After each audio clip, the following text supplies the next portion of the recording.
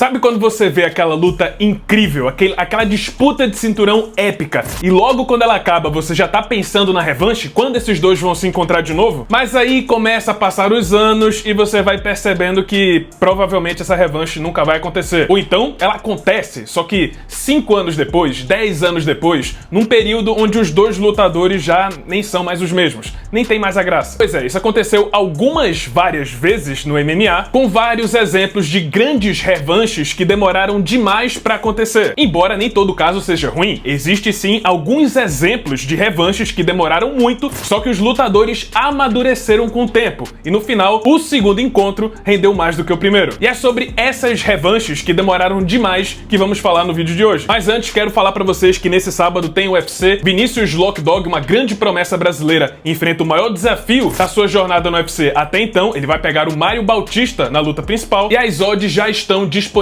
na Stake, inclusive as promoções. Para participar, basta você criar sua conta lá na Stake, o link vai estar aqui no primeiro comentário fixado, e quando pedirem um código, coloca lá Figueira UFC tudo junto para participar das promoções dessa edição do UFC e de todas as outras do futuro. Dado o aviso, vamos falar de 10 revanches que demoraram demais para acontecer. Número 10. Dan Henderson contra Vitor Belfort 2. Após deixar o UFC e seguir competindo no Pride, Vitor Belfort deu de cara com o lendário Dan Henderson em outubro de 2006. Na ocasião, os dois travaram uma grande luta, onde o americano conseguiu a vitória por decisão dos juízes. E foi nessa ocasião onde o Vitor foi pego no teste antidoping por hidroxtestosterona. Curioso isso, porque 7 anos depois, avançando 7 anos no futuro, temos agora o Vitor de volta no UFC e no auge dos seus poderes com o tratamento de reposição de testosterona, o TRT. Oportunidade perfeita para revisitar aquela velha rivalidade do Pride. Foi marcada então uma revanche entre Vitor Belfort e Dan Henderson 7 anos depois da primeira luta, e de forma avassaladora o brasileiro se tornou o primeiro a nocautear a lenda do MMA, com um chute alto ainda no primeiro round. 2 anos depois, agora zerado de TRT, eles fariam uma terceira luta e terminou de forma surpreendentemente parecida com a anterior. Vitor devolveu a derrota com juros e, junto com Gegard Mousasi, ele é um dos 2 lutadores na história que conseguiram nocautear o Dan Henderson. Número 9. Dustin Poirier contra Conor McGregor 2. Durante sua ascensão no UFC, o Conor McGregor deixou uma pilha de corpos no seu caminho rumo ao cinturão dos penas, incluindo um dos maiores desafios na época, o americano Dustin Poirier, duelo que roubou a cena no UFC 178 em setembro de 2014 por causa das diversas provocações proferidas pelo irlandês naquela época, que até chegou a dizer que o Poirier era uma cria de um relacionamento incestuoso de uma família caipira do interior dos Estados Unidos. Mas no combate em si, Conor precisou de um pouco mais de 1 minuto de luta para despachar o diamante no primeiro round, e assim seguiu seu rumo direto ao cinturão dos penas. Mal sabia ele naquela época que 7 anos depois eles se reencontrariam e muita coisa teria acontecido nesse meio tempo. Conor foi campeão dos penas, dos leves, fez 9 lutas nesses 7 anos, incluindo a lendária e histórica luta de boxe contra Floyd Mayweather, e se tornou simplesmente o atleta mais popular da história do esporte. Enquanto Poirier subiu para o peso leve, fez 13 lutas desde o primeiro encontro, foi campeão interino dos leves e se consagrou como um dos maiores e melhores nomes da história da divisão, além de claramente ter mostrado que evoluiu muito com a derrota, já que na revanche, em janeiro de 2021, ele deu o troco e se tornou o primeiro a nocautear Conor McGregor no UFC, o que acabou rendendo uma trilogia naquele mesmo ano, onde o Poirier tirou a diferença e terminou vencendo a trilogia por 2-1, depois de uma lesão bizarra do irlandês no primeiro round. Número 8. Andrei Arlovski contra Tim Sylvia 4. Uma das maiores rivalidades da história do peso pesado no UFC foi a saga entre Andrei Arlovski e Tim Sylvia nos anos 2000. Tudo começou em 2005, quando Arlovski finalizou Sylvia em apenas 47 segundos para conquistar o cinturão interino da categoria, mas depois que o bielorrusso foi promovido a campeão linear, o Sylvia deu o troco com juros, vencendo tanto a revanche como também a trilogia. Ou seja, fechando a rivalidade, o melhor de 3 em favor do americano. Até que, de repente, 6 anos depois da trilogia, os dois se reencontrariam em um dos primeiros eventos do One Championship, para realizar uma 4ª luta em agosto de 2012. Mas não mudou muita coisa. coisa, já que o Arlovski confundiu o esporte e achou que a cabeça do Sylvia era uma bola de futebol, e por causa do golpe ilegal, a luta ficou sem resultado, o que é um erro, na minha opinião. Deveria ter sido uma desqualificação do Andrei Arlovski,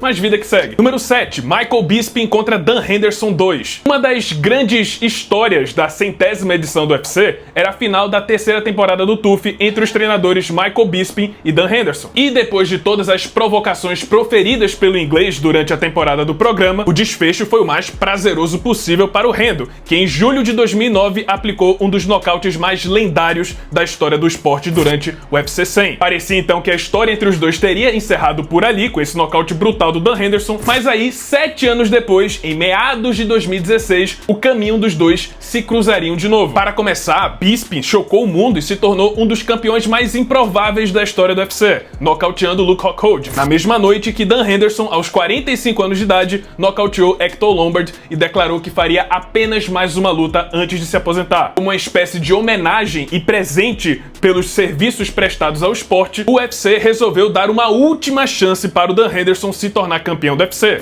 Ou seja, uma revanche entre Michael Bisping e Dan Henderson foi marcada para outubro de 2016, valendo o cinturão dos médios. Apesar da idade, Hendo quase nocauteou o Bisping 2 vezes com o mesmo golpe da primeira luta, mas no final foi o campeão inglês quem riu por último e conseguiu defender seu cinturão depois de quase reviver o mesmo trauma de 7 anos atrás. Número 6, Maurício Shogun contra Rogério Minotouro 2. Essa é uma das rivalidades mais inconclusivas da história, apesar do resultado ser bem definitivo no papel, pelo menos para um lado. Quando Minotouro e Shogun se enfrentaram nas quartas de final do GP dos médios do Pride em 2005, o público foi ao delírio com uma das melhores lutas da organização, mas com resultado polêmico, já que o Shogun venceu o Rogério Minotouro, decisão que dividiu a opinião de muitos fãs, mas que levou o futuro campeão dos meio pesados do UFC para a grande final e assim o consagrou como grande vencedor do GP dos médios. Durante muitos anos, muita gente queria ver uma revanche entre os dois, mas ela só aconteceria 10 anos depois da primeira luta, durante o UFC 190 em agosto de 2015 no Rio de Janeiro, duelo de brazucas no próprio quintal. Novamente, os veteranos entregaram uma outra guerra diante do público brasileiro e novamente Minotouro achava que havia vencido seu rival. Mas por decisão dividida, mais uma vez Maurício Shogun conseguiu uma vitória em um resultado que novamente dividiu a opinião dos fãs. E aí, por incrível que pareça, 5 anos depois a história se repetiu.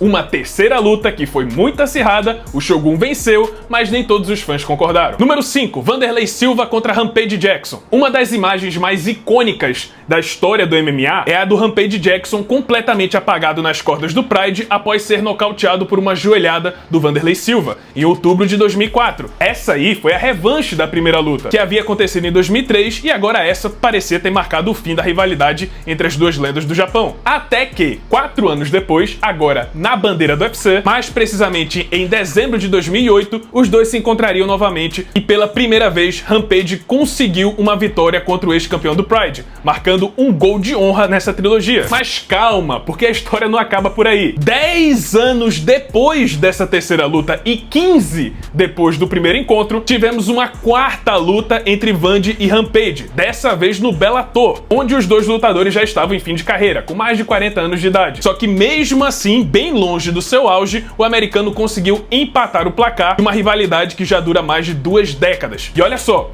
não duvido que uma quinta luta ainda possa acontecer, só que agora pelas regras do boxe. Número 4, Max Holloway contra Charles do Bronx 2. Essa é a luta que envelheceu melhor com o tempo. Quando Charles do Bronx e Max Holloway se enfrentaram pela primeira vez em 2015, e Charles sofreu uma lesão bizarra ainda no primeiro round, os dois atletas ainda eram garotos, pimpolhos, apenas 2 ranqueados na categoria dos penas. Só que avançando 11 anos no futuro, o Holloway fez 18 lutas, foi campeão dominante dos penas, disputou o cinturão dos leves, foi campeão BMF e colecionou momentos lendários dentro do octógono. Charles não ficou muito atrás. Campeão dos leves, quebrou vários recordes de vitórias, mais finalizações e mais bônus recebidos no UFC e, juntamente com Holloway, garantiu seu trono dentre as lendas do esporte. E aí, agora, 11 anos depois da primeira luta, bem mais amadurecidos e ainda em excelente fase, os dois vão se reencontrar no dia 7 de março de 2026, disputando o cinturão BMF. Essa que vai ser uma revanche de uma uma primeira luta que sequer teve corpo. Número 3, Chuck Liddell vs Tito Ortiz 3. Uma das rivalidades mais importantes e históricas do UFC é a rixa entre os dois ex-amigos Chuck Liddell e Tito Ortiz,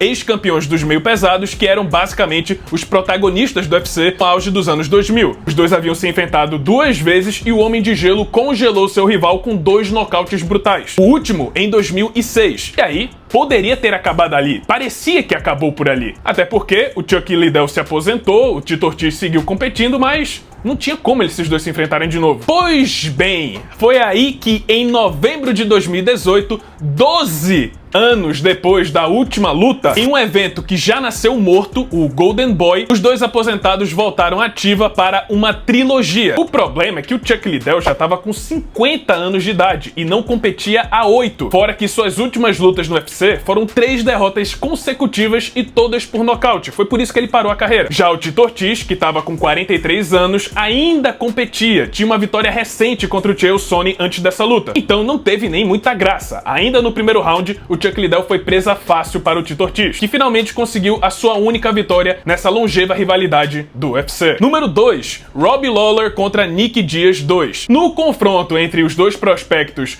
Nick Diaz e Robbie Lawler, lá no UFC 47 em meados de 2004, parecia que a gente estava só assistindo mais uma luta empolgante, que estava compondo o pay-per-view, e de quebra tivemos um nocaute devastador aplicado pela cria de Stockton. Mal sabíamos que, depois de quase 2 décadas, esses dois se tornariam ícones do MMA. Nick Diaz, além de ter sido campeão do Strikeforce, se tornou uma das figuras mais emblemáticas e icônicas do MMA, juntamente com seu irmão Nate. Já o Lawler virou referência de entregar lutas empolgantes e acabou sendo campeão meio-médio do UFC em 2014, entrando inclusive para o Hall da Fama com a sua luta contra Rory MacDonald. Mas aí chegamos em 2021, Robbie Lawler já estava na fase final da carreira e foi aí que apareceu a oportunidade de revisitar essa velha ferida do passado, porque 17 anos depois, repito, 17 anos desde o UFC 47, o UFC trouxe Nick Diaz de volta da aposentadoria para uma revanche contra Robbie Lawler em setembro de 2021. Mas, como eu falei, o Lawler ainda estava ativo, não estava numa boa fase, já tinha perdido seu cinturão, mas ainda estava competindo. Já o Nick Diaz, ele estava sem lutar há 6 anos, desde janeiro de 2015, e não vencia uma luta desde 2011. No final, a luta até que foi, de certa forma, interessante, mas era nítido que o Nick Diaz estava completamente fora de forma, e foi presa fácil para o ex-campeão dos meio-médios, e finalmente conseguiu sua vingança. E número 1, Royce Gracie contra Ken Shamrock 3. Vocês lembram do primeiro UFC, certo? Royce Gracie chegou de kimono, apresentou o jiu-jitsu ao mundo e finalizou 3 adversários na mesma noite. Um deles era o Ken Shamrock, referência do wrestling que viria a se tornar também uma lenda do UFC no futuro. Tanto que aconteceu uma revanche entre os dois em 1995, no UFC 5, que ainda representava um período bem distante do que a gente assiste hoje no esporte. Afinal, a revanche teve 36 minutos de duração em um round único, onde só haveria um vencedor declarado se houvesse nocaute ou finalização. E como ninguém conseguiu nocautear nem finalizar em mais de meia hora de confronto, a luta terminou empatada. E aí, 21 anos depois, sim, mais de 2 décadas depois da última luta e 23 anos depois da primeira, Ken Shamrock e Royce Gracie, com mais de 50 anos de idade, fizeram uma trilogia que ninguém pediu no Bellator. Nesse duelo de idosos, o Royce Gracie conseguiu o primeiro e único nocaute da sua carreira, quando despachou o seu longevo rival ainda no primeiro round. E aí, se aposentou de vez do esporte. Mas é isso, pessoal, esse foi o vídeo, espero que tenham gostado. Se você gostou, deixa o seu like, se inscreve no canal, já ativando o sininho das notificações para não perder o próximo conteúdo. E é isso, muito obrigado por terem assistido e até a próxima.